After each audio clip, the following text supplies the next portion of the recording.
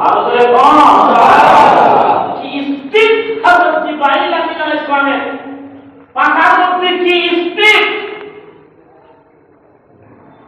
হযরত জিবরাইল আলাইহিস সালাম বলেন এত স্পিড থাকার পরেও 3 জায়গার মধ্যে আমি বড় বিপদ করেছি আল্লাহর হুকুম পালন করতে গিয়ে জোরে বলুন সুবহানাল্লাহ। 3 জায়গার মধ্যে এক জায়গা হলো হযরত ইব্রাহিম আলাইহিস সালাম যখন ওনার সন্তান ইসমাঈল আলাইহিস সালামকে মিনা বাজারে নিয়েছিল কুরবানি করার জন্য। কার হুকুমে? আল্লাহর কথা বলেন না, আল্লাহর হুকুমে। স্বপ্ন দেখলেন যে তোমার প্রিয় বস্তুকে আমি আল্লাহর রাস্তায় কুরবানি করব। ইব্রাহিম আলাইহিস সালাম এই স্বপ্ন বাস্তবায়ন করতে গিয়া কয়েকশো উট আল্লাহ রাস্তায় কুরবানি করলো। এর বলতে হবে স্বপ্নে দেখে যে তোমার প্রিয় বস্তুকে আমি আল্লাহ রাস্তায় কুরবানি করব। প্রিয় বস্তুকে গবেষণা করে পাইলেন আমার সন্তান ইসমাঈল ছাড়া আর কেউ নয়। ইসমাঈল আলাইহিস সালামকে মিনা বাজারে যখন কুরবানি করার জন্য নিয়ে গেল, হাত ভাঙছে, পা ভাঙছে।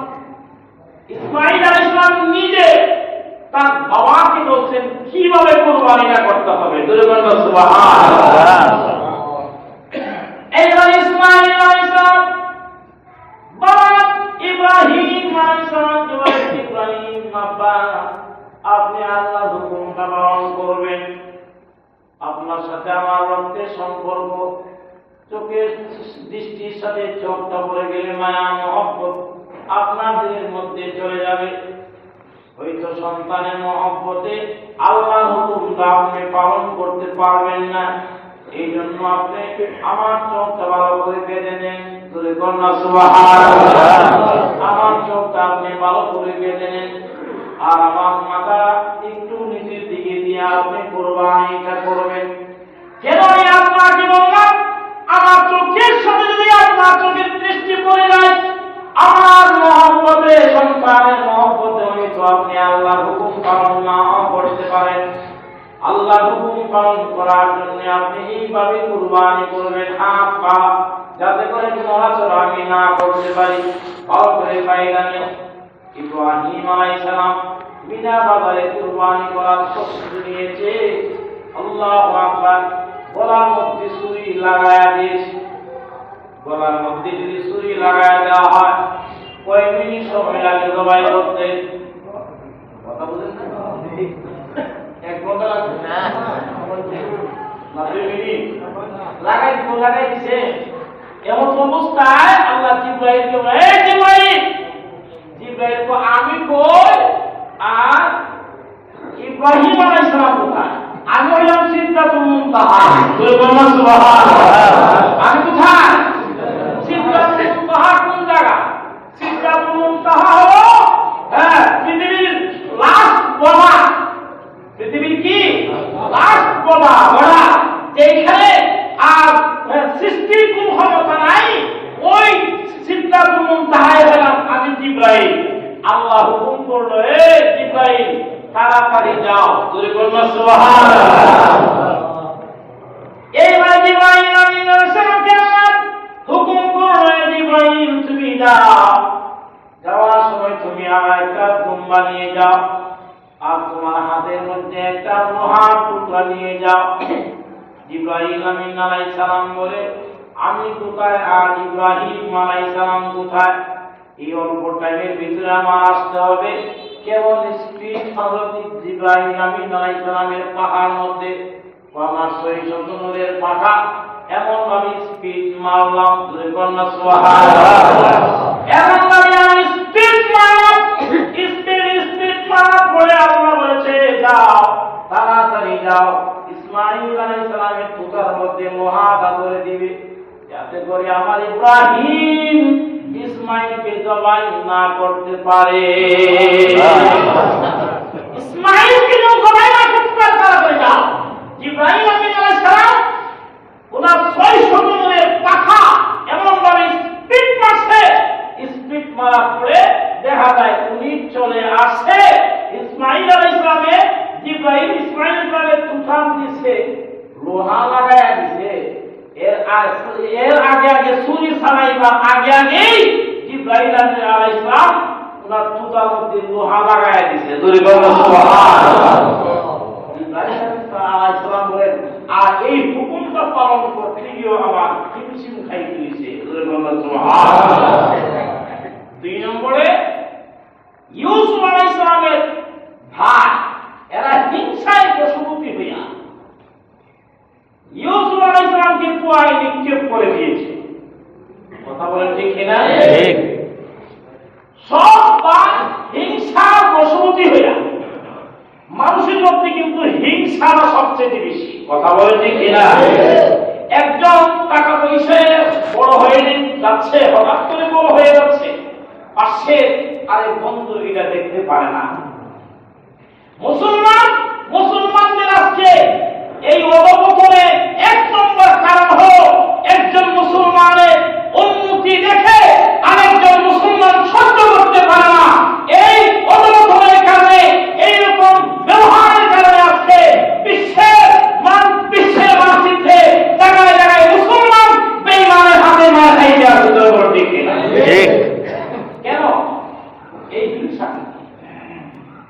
হযরত ইউসুফ আলাইহিস সালাম ওনার ভাইরা যখন হিংসায় বশীভূত হয়ে কুয়ার মধ্যে নিক্ষেপ করে দিয়েছে, অন্ধকার কুয়ার মধ্যে ফানকুরু ফি গায়াবাতিল জুব্বি, ফানকুরু ফি গায়াবাতিল জুব। সূরা ইউসুফে আল্লাহ বলেছেন তাকে অন্ধকার কুয়ায় নিক্ষেপ করে দাও। সব ভাই এক একজনে এক এক সিদ্ধান্ত দিল। সিদ্ধান্ত দেওয়ার পরে এক পর্যায়ে বলে যে তাকে কোথায় ফেলাই দাও, কুয়ার মধ্যে নিক্ষেপ করে দাও। কুয়ার মধ্যে ফেলাই দিছে।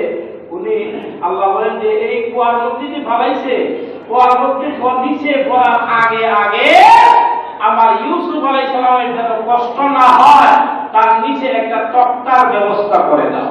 আর ইউসুফ আলাইহিস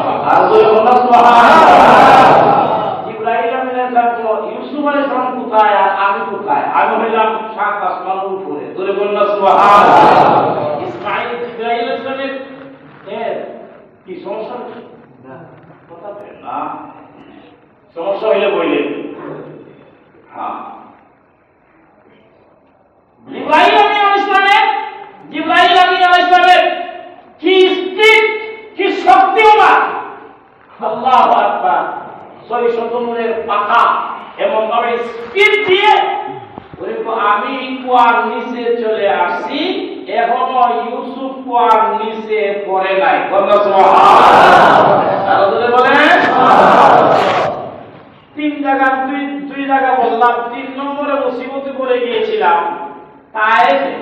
রাসূল করিম সাল্লাল্লাহু আলাইহি ওয়াসাল্লাম যখন নবুয়তের দাওয়াত নিয়ে তায়েফে গেল, তায়েফে যাওয়ার পরে তায়েফবাসী নবীজির দাওয়াত গ্রহণ করতে রাজি না। ওরা অস্বীকার করলো। শুধু অস্বীকারই করে নাই তায়েফের মানুষ, নবীজি খেয়ে রক্তাক্ত পর্যন্ত করেছে। ওরা নবীর সাথে ছিলেন যায়েদ ইবনে হারেসা, নবীজির সাথে।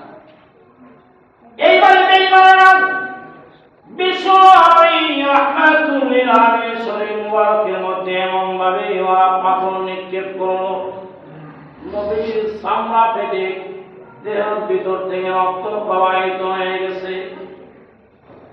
আল্লাহু আকবার। রক্ত প্রবাহিত হয়ে যাওয়ার পরে এক পর্যায়ে হযরত নবী নিজের রক্তগুলা নিজের হাত দিয়া এইরকম ভাবে উনি বসাইতে আছে।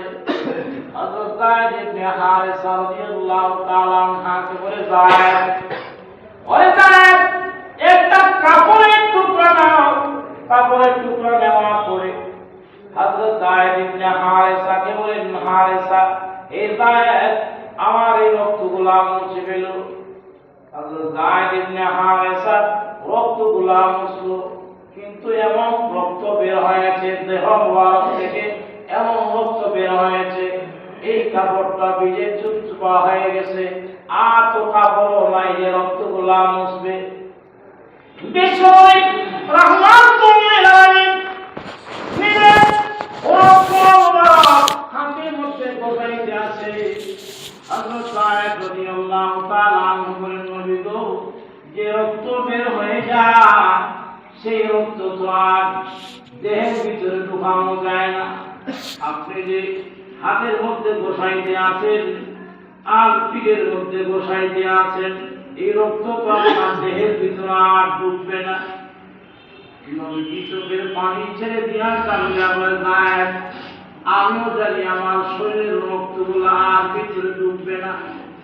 ওরে এই তায়েফের মানুষ আমার রক্তের দাম বুঝতে পারে নাই।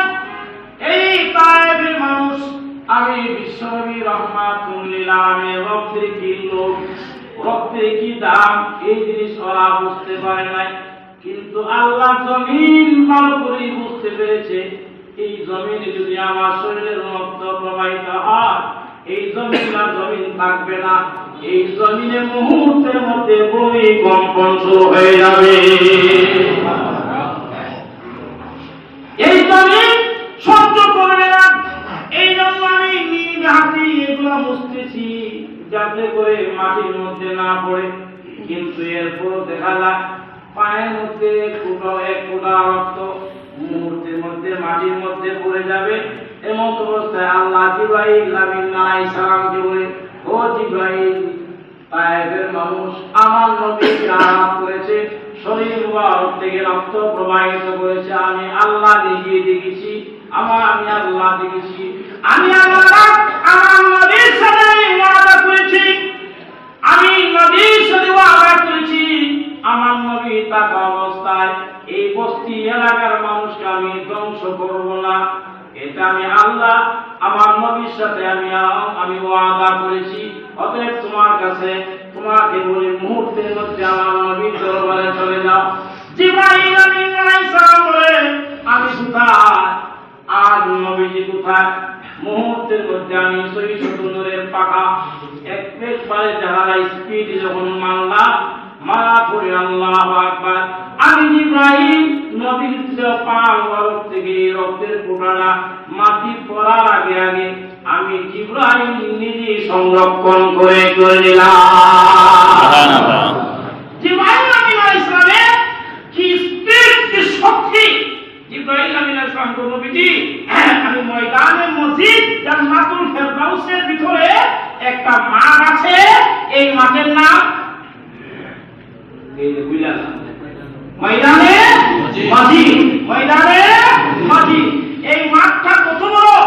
আমার একটা জিবরাইল আমিন আলাইহিস সালাম বলে, আমি ৬০০০ বার একটা পাকার সাথে আরেকটা পাকা স্পিডে মারলাম, ৭০,০০০ বার মারলাম, ময়দানে মসজিদের কোন কিনারাও আমি পাইছি না।